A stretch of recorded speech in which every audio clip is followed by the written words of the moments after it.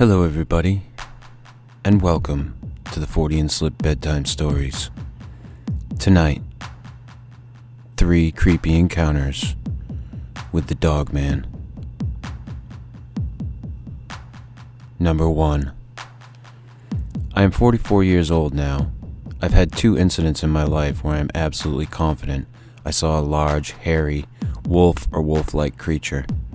Once was in the 1970s and I was rather young, maybe 7 or 8 at the most.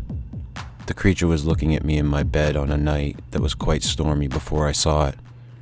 I remember how big and broad it was, and how it stood on 2 legs as a human would. It was a dark night, but I could see this thing easily as the departed storm was still close enough to flash lightning that lit up everything outside. The thing had a wolf face and yellowish eyes, but not bright yellow, not fluorescent like either, more of a subdued yellow. It had pointy ears that seemed to keep moving through the whole experience, like he was twitching them all the time for some reason. It never snarled, growled, howled, etc., but it just looked at me. I was in bed trying to settle down and go back to sleep after the storm, which rattled me as a kid. For some reason, I felt like I had to look outside. I turned over and sat up.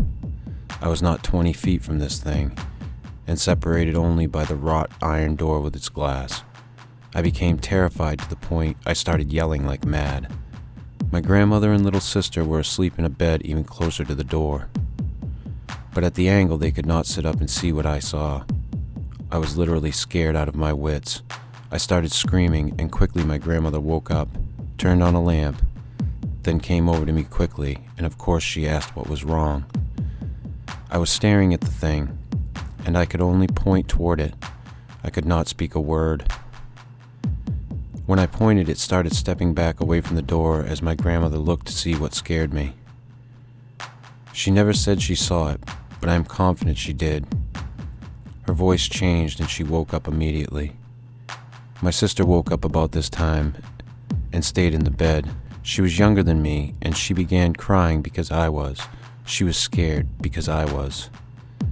I saw the thing turn and move away, not at a fast pace, just stepped away and faded into the dark. Number 2. The area around Reed City, Michigan has been a hotbed of Dogman activity. This report details an event that occurred nearly 20 years ago, but the witness remembers it like it was yesterday. Her name is Courtney, and her encounter took place during the winter of 1993 to 1994. Courtney was a teenager at the time and was sneaking cigarettes behind her parents' home near Todd Lake, northeast of Reed City. The sun was setting on a clear, cold winter day. Courtney was facing a large abandoned barn on the property next door. The barn had always kind of spooked me. It was filled with rusty old equipment. The outer planks were all rotten, and it sagged and leaned in every direction.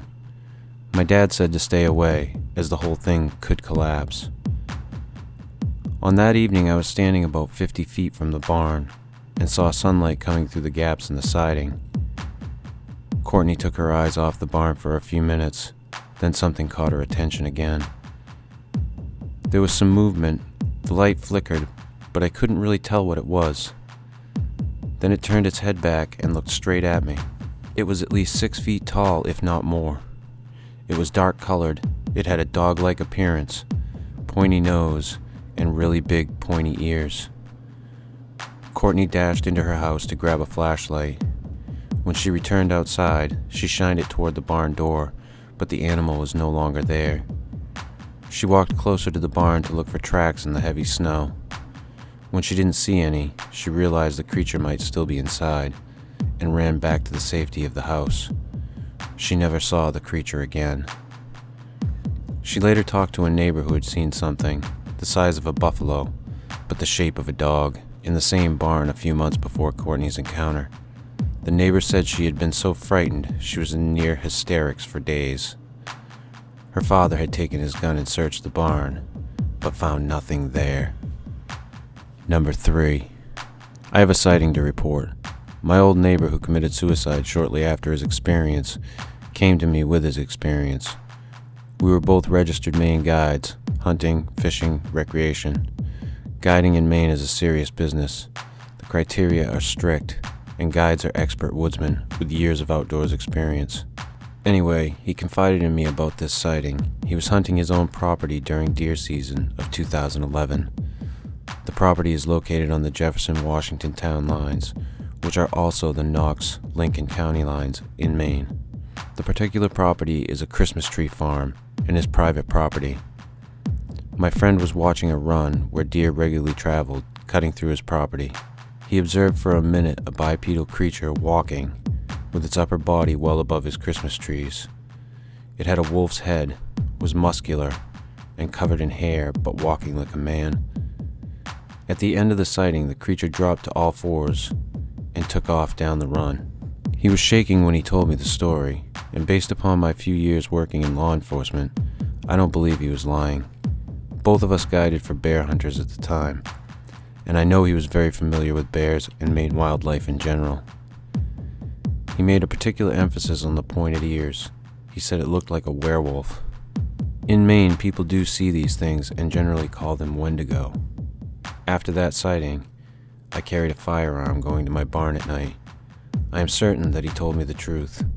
Unfortunately, for some reason, he committed suicide shortly after he told me about the sighting, which was very fresh at the time. The area has some large tracts of woods with very limited access due to private property. There is a stream passing through the area and some high ridges.